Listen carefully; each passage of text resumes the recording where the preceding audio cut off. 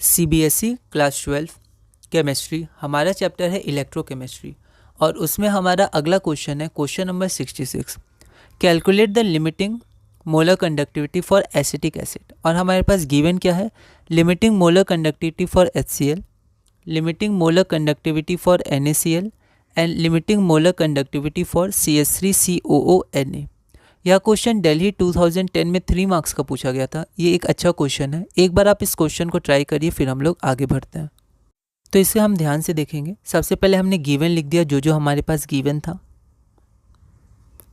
अब हमें फाइंड क्या करना है, तो हमें फाइंड करना है limiting molar conductivity for acetic acid, जिसे हम ऐसे रिप्रेजेंट करेंगे। ठीक है, अब हम क्या करेंगे कि हम सबसे पहले कोलरॉश लॉ अप्लाई करेंगे इन तीनों पे, फिर इनके सिंप्लीफिकेशन के मदद से हम लोग इसको फाइंड करेंगे। देखते हैं कैसे।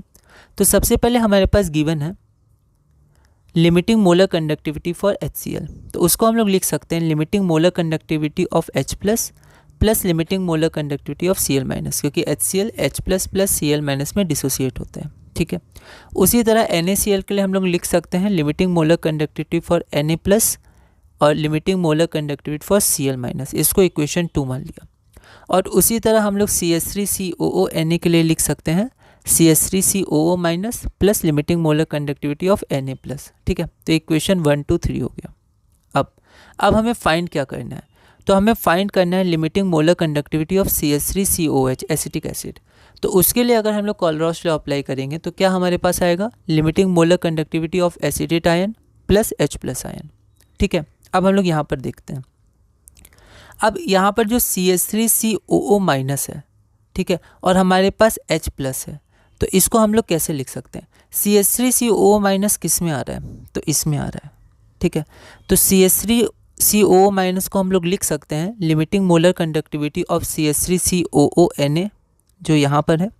और अगर हम इसको LHS में ले जाएंगे तो Na प्लस का लिमिटिंग मोलर कंडक्टिविटी, तो यहाँ Na प्लस, तो हम लोग चाहें तो इसको ब्रैकेट में लिख सकते हैं। ठीक है, अब H प्लस के लिए, तो H प्लस कहाँ पर आ रहा है, तो H प्लस इक्वेशन 1 में आ रहा है। तो H प्लस को इसको हम लोग LHS में ले जाएंगे तो हमारे पास क्या आ जाएगा, limiting molar conductivity of HCl, तो limiting molar conductivity of HCl minus limiting molar conductivity of Cl minus, तो माइनस Cl माइनस। ठीक है, फ्रॉम इक्वेशन 1 एंड इक्वेशन 3, है ना। अब हम लोग यहाँ देखते हैं, यहाँ पर हम लोग M भी लगा सकते हैं चाहे तो, है ना, क्योंकि हमने यहाँ M लगाया था, तो यहाँ हम लोग ध्यान रख सकते हैं M लगाएंगे। ठीक है, माइनस H प्लस। अब यहाँ पर जो हमारा Cl माइनस है, ठीक है, अब हम लोग इस Cl माइनस को भी एक अलग तरह से लिख सकते हैं, क्योंकि इक्वेशन 2 का यूज़ नहीं हुआ है। तो Cl माइनस को हम लोग क्या लिख सकते हैं, तो हम लोग Na प्लस को ले जाते हैं LHS में, तो हमारे पास क्या आ जाएगा, limiting molar conductivity of NaCl minus limiting molar conductivity of Na plus, जो हमारे ये हो गया। माइनस साइन था इसलिए ब्रैकेट लगा दिया, इसका हमें ध्यान रखना है। उसके बाद हम लोग ब्रैकेट ओपन करेंगे तो हमारे पास ये आ जाएगा। ठीक है, अब हम यहाँ से देख सकते हैं ये Na प्लस और Na प्लस कैंसिल हो जाएगा, पर कैंसिल करके हम दिखाएंगे नहीं। ठीक है, तो हमारे पास जो फाइनल एक्सप्रेशन बचेगा वो क्या बचेगा, limiting molar conductivity of CH3COONa, ठीक है, plus limiting molar conductivity of HCl minus limiting molar conductivity of NaCl। हम लोग गिवन से बस वैल्यू पुट कर देंगे तो हमारे पास आंसर आ जाएगा 391 साइमन सेंटीमीटर स्क्वायर पर मोल। तो limiting molar conductivity of acetic acid is 391 Simon centimetre square per मोल। ठीक है, तो हम लोग यहाँ लैंग्वेज में इसको लिख देंगे। अगला क्वेश्चन है हमारा क्वेश्चन नंबर 67, 2 पार्ट का क्वेश्चन है। पहला पार्ट क्या है, the molar conductivities of ammonium ion and Cl minus ions are 73.8 siemens centimetre square per mole, और Cl माइनस के लिए है 76.2 Simon centimetre square per mole respectively. The conductivity of 0.1 molar NH4Cl, तो NH4Cl के लिए conductivity कितना है, 1.29 into 10⁻⁻² siemens per centimetre. Calculate its molar conductivity and degree of dissociation. तो ये पहला हमारा न्यूमेरिकल है। और हमारा सेकेंड पार्ट क्या है, calculate the half cell potential at 298 kelvin for the reaction. ये हमारे पास हाफ सेल रिएक्शन दिया हुआ है और इसके लिए हमें पोटेंशियल कैलकुलेट करना है, कंसंट्रेशन दिया हुआ है और ये स्टैंडर्ड इलेक्ट्रोड पोटेंशियल की वैल्यू दी हुई है। यह क्वेश्चन CBSE 2023 में 5 मार्क्स का पूछा गया था। एक बार आप इस क्वेश्चन को ट्राई करिए, फिर हम लोग आगे बढ़ते हैं। तो हम लोग पहला पार्ट देखते हैं। हमारे पास जो जो गिवन था उसको लिख दिया और साथ में सिंबल भी लिख दिया जिससे हम लोग रिप्रेजेंट करेंगे। ठीक है, हमें फाइंड क्या करना है, तो मोलर कंडक्टिविटी। अब आप यहाँ देखिए, आप बहुत ध्यान से लिखिएगा, मोलर कंडक्टिविटी और लिमिटिंग मोलर कंडक्टिविटी में बस नॉट का अंतर होता है, बाकी सिंबल सेम है, तो यहाँ नॉट नहीं होगा। ठीक है, ऐसा क्यों, क्योंकि मोलर कंडक्टिविटी हमें निकालना है। ठीक है, और डिग्री ऑफ डिसोसिएशन। अब हमारा लिमिटिंग मोलर कंडक्टिविटी NH4Cl के लिए क्या हो जाएगा, तो उसके जो आयंस होंगे जिसमें वो डिसोशिएट करेगा उनका इंडिविजुअल लिमिटिंग मोलर कंडक्टिविटी। तो हम लोग इसको ऐसे भी रिप्रेजेंट कर सकते हैं, ऐसे भी कर सकते हैं ना, कोई दिक्कत नहीं है। जनरली लैम्डा से किया जाता है, पर यहाँ मैंने इससे रिप्रेजेंट किया है। गिवन से वैल्यू पुट करेंगे तो लिमिटिंग मोलर कंडक्टिविटी की वैल्यू आ जाएगी 150 साइमन सेंटीमीटर स्क्वायर पर मोल। ठीक है, लेकिन अल्फ़ा निकालने के लिए हम लोग को लिमिटिंग मोलर कंडक्टिविटी के साथ साथ मोलर कंडक्टिविटी की भी वैल्यू चाहिए। ठीक है, तो यहाँ पर मोलर कंडक्टिविटी, अब यहाँ पर स्पेसिफिक कंडक्टिविटी नहीं, हम लोग ध्यान से वर्ड और लैंग्वेज का यूज़ करेंगे, गलती नहीं करेंगे। तो स्पेसिफिक कंडक्टिविटी नहीं निकालेंगे, मोलर कंडक्टिविटी निकालेंगे NH4Cl का। तो यहाँ पर मोलर कंडक्टिविटी ऑफ NH4Cl क्या हो जाएगा, K इंटू 1000, मतलब conductivity into 1000 divided by molarity. ठीक है, इसको हमने रिप्रेजेंट किया M से, आप C से भी कर सकते हैं, कोई दिक्कत नहीं है। गिवन से वैल्यू पुट की तो मोलर कंडक्टिविटी की वैल्यू आ गई 129 साइमन सेंटीमीटर स्क्वायर पर मोल। इसको हमने इक्वेशन नंबर 2 मान लिया। अब बस हम डिग्री ऑफ डिसोसिएशन निकाल देंगे। तो डिग्री ऑफ डिसोसिएशन अल्फ़ा हमारा हो जाएगा molar conductivity divided by limiting molar conductivity from equation 1 and 2, 129 divided by 150। तो हमारे पास अल्फ़ा की वैल्यू आ जाएगी 0.86, जो हमारा रिक्वायर्ड आंसर है।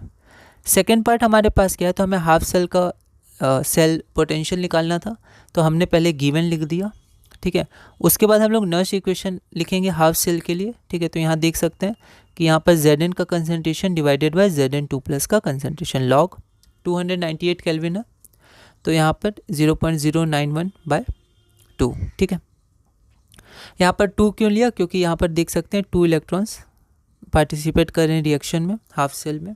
ठीक है, अब Zn का कंसनट्रेशन 1 होता है, सॉलिड है, तो यूनिटी लेंगे इसका, तो 1, तो 1/0.1 जो गिवन है, इसको बस आप सॉल्व करिएगा तो आपका आंसर आ जाएगा माइनस का ध्यान रखना है, -0.7895 volt. Therefore the required EMF of the given half cell is -0.7895 volt. ठीक है, अगला क्वेश्चन है हमारा क्वेश्चन नंबर 68। पहला पार्ट है उसका, calculate the degree of dissociation of 0.024 molar acetic acid if conductivity of this solution is 8 × 10⁻⁻5 Simon per centimetre. ये हमारे पास गिवन है। और सेकेंड पार्ट क्या है, solutions of 2 electrolytes A and B are diluted, the limiting molar conductivity of B increases to a smaller extent while that of A increases to a much larger extent comparatively. Which of the two is a strong electrolyte? Justify your answer. यह question CBSE sample question paper 2020 में 5 marks का पूछा गया था। एक बार आप इस question को ट्राई करिए, फिर हम लोग आगे बढ़ते हैं। तो हमारे पास जो पहला पार्ट है वैसा सिमिलर क्वेश्चन हमने क्वेश्चन नंबर 63 में किया था, एक बार आप उसको रेफर कर सकते हैं। आपका जो आंसर आ जाएगा, the degree of dissociation of acetic acid is 0.085। ठीक है, और यहाँ पर जो सेकंड है वो भी क्वेश्चन हमने किया होगा। हमने किया था कि एक का 2.5 टाइम्स इंक्रीज होता है, एक का 25 टाइम्स। ठीक है, तो इसमें बस लैंग्वेज में दिया हुआ है स्मॉलर एक्सटेंट और लार्जर एक्सटेंट। ठीक है, फिर भी हम लोग एक बार वर्ड्स में इसका देख लेते हैं answer. Electrolyte B is a strong electrolyte, ऐसा क्यों? This can be explained as follows. Limiting molar conductivity increases to only to smaller extent for a strong electrolyte on dilution। क्यों? क्योंकि वो पहले से diluted होता है। A smaller extent for a strong electrolyte on dilution as a strong electrolyte is already diluted। ठीक है, अगला देखते हैं। Limiting molar conductivity increases to a larger extent for a weak electrolyte as on dilution the degree of dissociation increases। degree of dissociation increase करता है, therefore the number of ions in total volume of solution increases। ठीक है, since the limiting molar conductivity of B increases to a smaller extent as compared to A, B is a strong electrolyte। ठीक है, तो B हम लोग पहले भी लिखा है strong electrolyte, क्योंकि पूछा क्या था, पूछा था हमारा which of them is a strong electrolyte, तो पहले भी लिख दिया एक्सप्लेनेशन के बाद दोबारा भी लिख दिया, ठीक है। लैंग्वेज आप अपने हिसाब से मॉडिफाई कर सकते हैं मार्क्स के अनुसार।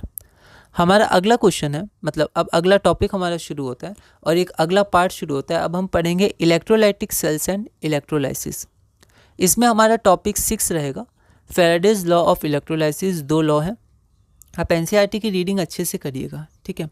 इसका पहला क्वेश्चन और ऐसे हमारा क्वेश्चन नंबर 69 है, state Faraday's first law of electrolysis, how much charge in terms of Faraday is required for the reduction of 1 mole of Cu2+2 Cu। और सेकेंड पार्ट है, calculate the EMF of the following cell at 298 kelvin, ठीक है। हमारे पास ये cell का representation है, given है। यह क्वेश्चन ऑल इंडिया 2014 में 5 मार्क्स का पूछा गया था। तो एक बार आप इस क्वेश्चन को ट्राई करिएगा और अगली वीडियो से हम टॉपिक 6 शुरू करेंगे।